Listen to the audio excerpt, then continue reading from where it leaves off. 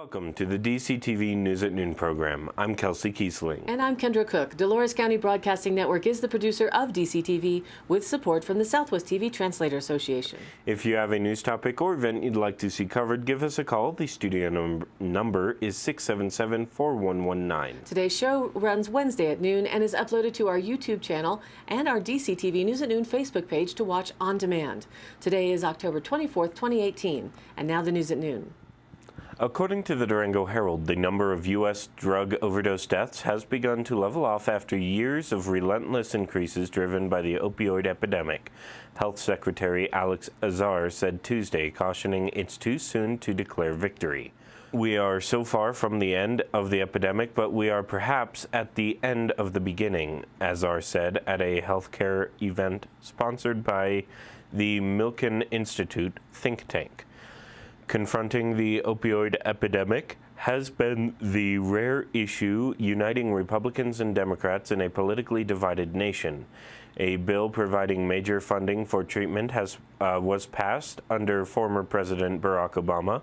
More money followed earlier this year under President Donald Trump, and on Wednesday, Trump is expected to sign bipartisan legislation passed this month that increases access to treatment, among other steps. More than 70,000 people died of drug overdoses last year, according to preliminary numbers released by the Centers for Disease Control and Prevention this summer, a 10% increase from 2016. Health and Human Services, the department Azar heads, is playing a central role in the government's response. In his speech, Azar suggested that multi-pronged efforts to bring the epidemic under control are paying off. He ticked off statistics showing an increase in treatment with medications such as buprenorphine and naltrexone. There's solid evidence backing medication-assisted treatment when used alongside counseling and ongoing support. He also noted much broader access to the overdose-reversing drug naloxone and a documented decline in the number of people misusing prescription opioids as doctors take greater care in prescribing them.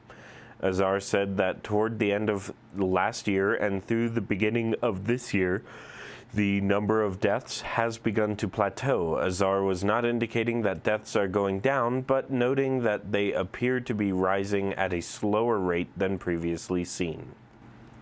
From the Journal report, file photos. A district court judge on Monday ruled that a married Cortez couple charged with 8 felony counts, including distribution of meth and heroin, will be tried together in a 3-week jury trial in March. Lindell Ray Clark, 65, and Sherry Lou Clark, 62, were arrested in May after a months-long investigation by multiple law enforcement agencies. The two were allegedly involved in a scheme to distribute meth and heroin in the Four Corners area. Law enforcement conducted several controlled buys at the Clark residence on the southeast outskirts of Cortez and had several phone taps and confidential informants. Defense attorneys on Monday argued that the two should be tried separately. Catherine Whitney, representing Lindell Clark, said a joint trial would be, quote, severely prejudicial to her client. She said there is distinct and discrete evidence relating to each of the two co-defendants. This is a married couple living in a home together, and the evidence forks, Whitney said. I think the jury being able to separate evidence to one defendant is impossible in that situation in a joint trial. Ray Randolph, representing Sherry Clark, said there is a danger that jurors would just lump Sherry Clark in with her husband. Similar to Whitney, Randolph said some jurors would assume that a married couple would know everything their spouse is up to. Quote, I think it is fair to say that in a marital home, one spouse doesn't always know what the other one is doing all the time, Randolph said. While the defense claimed that the evidence in the case is different for each co-defendant, Deputy District Attorney Sheena Goldsboro said there is evidence that ties both Sherry and Lindell Clark to several controlled buys at their Cortez home, as well as a white BMW that took routine trips into Montezuma County from out of state to provide the Clarks with controlled substances. Quote, all sources have confirmed that both Lindell and Sherry Clark are present and contribute and actively participating in those deliveries, Goldsboro said. After hearing the arguments, Judge Todd Plew granted the prosecution's motion to join the two cases, but will allow the defense to raise the issue again before the trial in March. He said Colorado case law states defendants are entitled to separate trials if there is marital evidence admissible to one but not all of the parties, which he said the defense has not yet proven to him. At this point, I just can't find the number of defendants or complexity of the evidence is going to confuse the jury, Plew said. Lindell and Sherry Clark have pleaded not guilty to distribution of a controlled substance, conspiracy to distribute more than 225 grams of a Schedule I or II substance, possession of weapon by a previous offender, importation of a controlled substance, and two, quote, special offender felony charges. The jury trial is scheduled to begin March 4th. According to the Cortez Journal, new efforts to improve mental health care for children and teenagers across Colorado will be rolled out over the next 2 to 3 years. The Colorado Attorney General's office is providing $2.8 million in grant funding to improve pediatric mental health care and support school-based mental health programming. Suicide is the leading cause of death for those 10 to 24 in Colorado, and addressing the lack of mental health services in the state is a matter of life or death, said Andrew Romanoff, Mental Health Colorado President and CEO. In La Plata County, the number of young people dying by suicide has risen in recent years. 4 people younger than 25 died by suicide in 2017, and 5 people under 25 died by suicide in 2018, according to data from the La Plata County Coroner's Office. Suicide is the most heartbreaking consequence of untreated mental illness, Romanoff said. Across the state since 2011, suicide has been the #1 most reported concern to Safe to Tell, an anonymous hotline overseen by the Attorney General's office. The Attorney General's grant will support Partners for Children's Mental Health and a group led by Children's Hospital that includes nonprofits, pediatric experts, and government agencies. Reported in the Journal, AP Photo, Colorado's Independent Ethics Commission has determined that a complaint filed against Governor John Hickenlooper about his out-of-state travel has merit and will investigate, the panel executive director said on Tuesday. The commission reviewed the complaint, which was filed by the nonprofit Greenwood Village-based Public Trust Institute during an executive session Monday. Aside from one commissioner who was absent, the group unanimously found the allegations to be, quote, non-frivolous. The complaint filed earlier this month accused Hickenlooper of traveling the globe in private jets and rooming in expensive hotels paid for by businesses in violation of the state's ethics laws. That same day, Hickenlooper's office dismissed the claim as a political stunt, quote unquote. He could not immediately be reached for comment on Tuesday afternoon. The Public Trust Institute was established 2 days before the complaint was filed by Frank McNulty, a former Republican Colorado House Speaker who has frequently been critical of the Democratic governor's policies. With the commissioner's decision, Executive Director Dano Loanides said Hickenlooper has 30 days to comment on the allegations. The commission will take those comments into consideration for its investigation.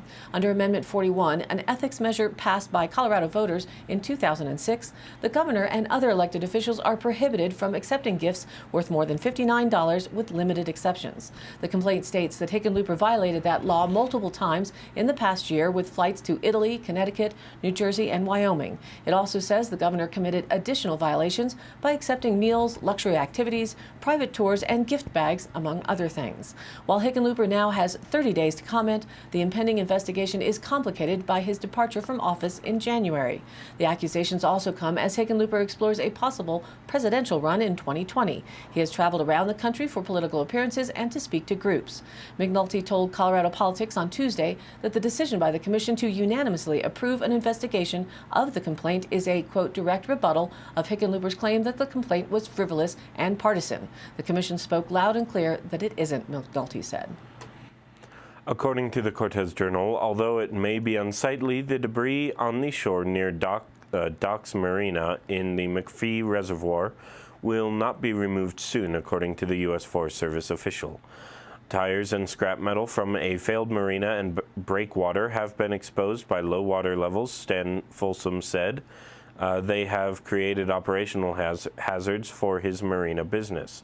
Folsom said he has hired Case Construction throughout the season to help reposition his marina as the shoreline moved. He said he also needed the company's help moving scrap metal that threatened to puncture one of the boats parked in the marina. Tom Rice, the recreation staff officer for San Juan National Forest, said the Forest Service is responsible for the debris because it manages the McPhee Reservoir property. However, he said the cleanup cost is prohibitive.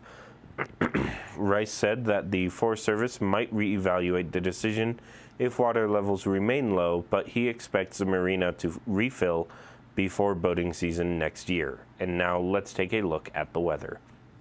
Here's the national weather map. Although Willa has weakened to a Category 3 hurricane, it is still forecast to make landfall in Mexico today. Remnants of Willa will bring significant rainfall across a swath of the southern United States from southeast Texas through southern Georgia. Portions of the Florida Panhandle affected by Hurricane Michael are of particular concern as they're expected to pick up a few inches of rain through Friday. Still some snow expected across New England, and wet weather through the Central Plains is on tap. Regionally, isolated to scattered showers over western Colorado will gradually move east of the area today, with precipitation over eastern Utah and western Colorado ending around sunset. Only light additional snow accumulations are expected at higher elevations, with no impact on travel anticipated. A weak disturbance will bring isolated to scattered showers to the Colorado and Utah northern and central mountains on Thursday. A stronger storm is possible beginning next Tuesday, with widespread precipitation possible. Our DCTV 5-day outlook today: mostly sunny with a high near 57, north-northwest winds around 10 miles an hour. Tonight, mostly clear with a low around 36, with winds around 5 to 10 miles an hour. Thursday, mostly sunny with a high near 59, north-northwest winds 5 to 10 miles an hour. Thursday night, mostly clear with a low around 35, north winds 5 to 10. Friday, sunny with a high near 60, north winds 5 to 10 miles an hour, and Friday night clear with a low around 38. And then Saturday, again sunny with a high near 64, Saturday night clear with a low around 39. And again Sunday, sunny with a high near 64, Sunday night clear with a low around 40. Heading into the work week, Monday sunny with a high near 62, Monday night mostly cloudy with a low around 43. And a heavy fog advisory went into effect this morning for Dolores County.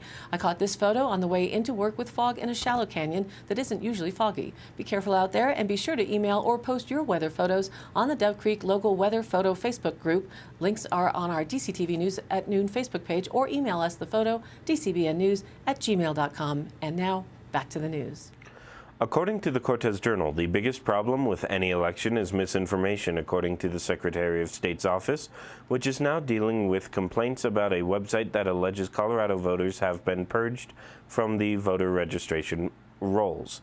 The website, gregpalace.com, claims to hold lists of purged voters' voter registration information on 6 states, including Colorado.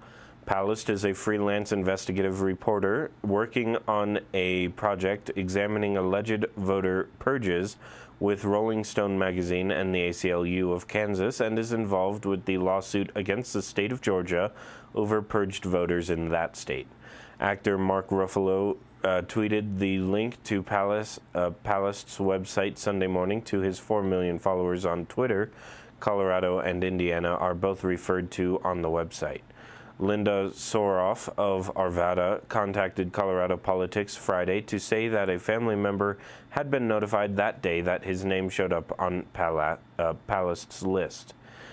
She had been reading about the voter purge in Georgia. She believed Colorado's voter registration was pretty accurate. They later checked GoVoteColorado.com, the Secretary of State's office voter registration website, and verified that his name was still on the voter rolls. The inaccurate information made her mad, Soroff said.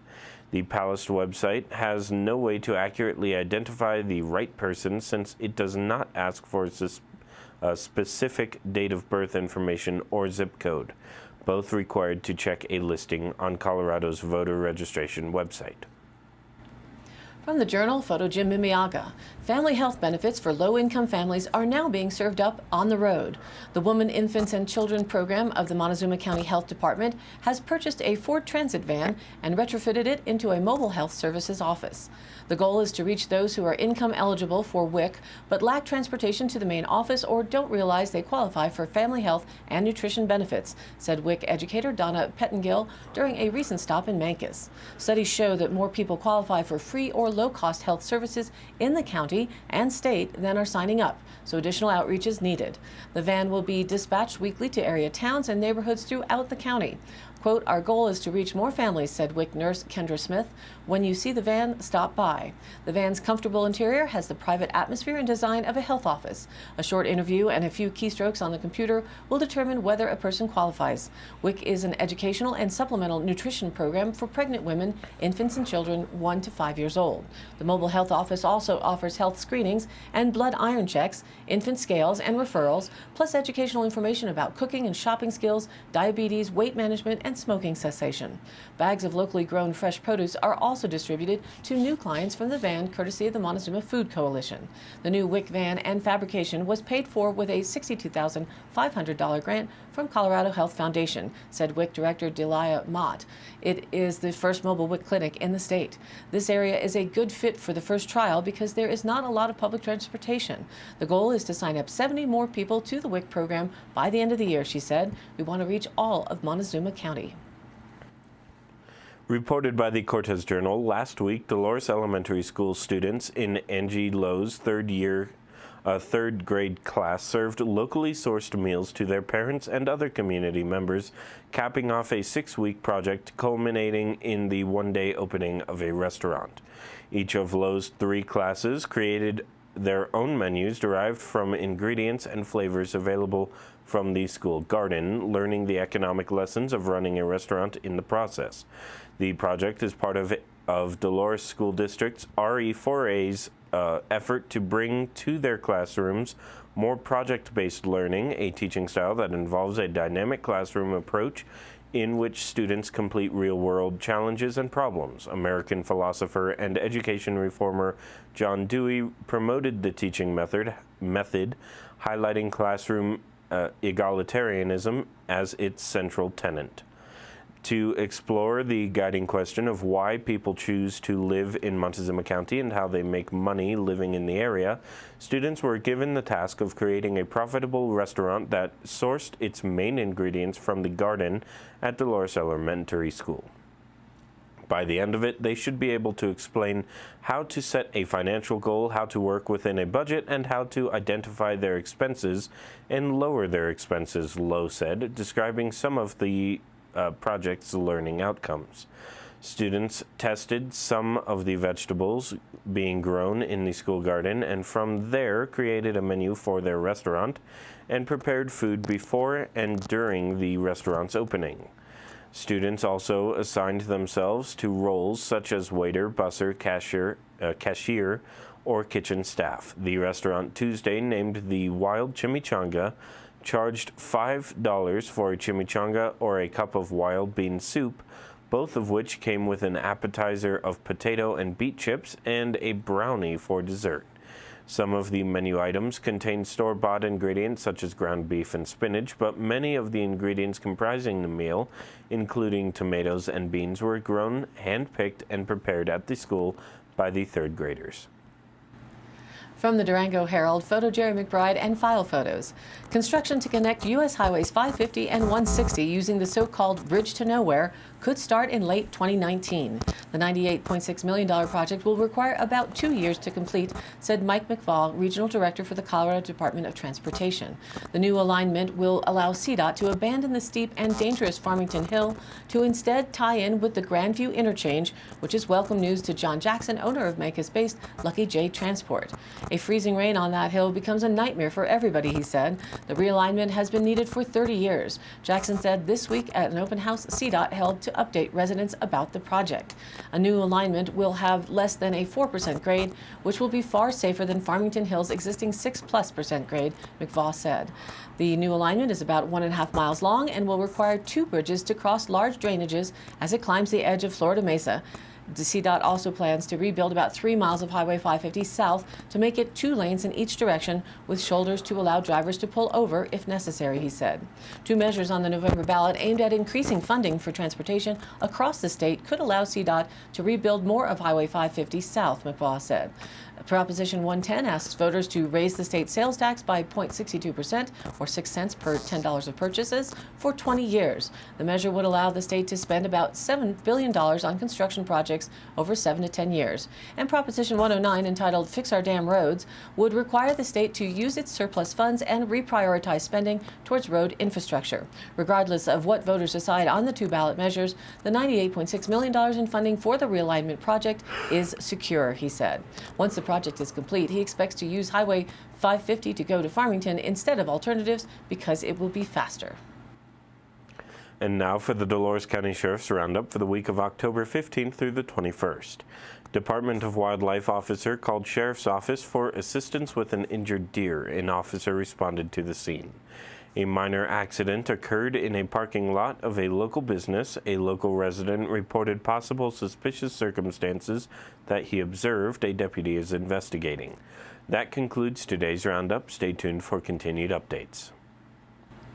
Today's High Canyon Country happenings. October 27th, the Stillhouse Junkies are performing at Wild Edge Brewing Collective in Cortez from 7 p.m., and that's this Saturday. Also, October 27th is the Spooky Paws Howl-O-Ween Walk, starting at 2 p.m. at Parque de Vida in Cortez. It's a fundraiser event for Mountain Paws Rescue Centers.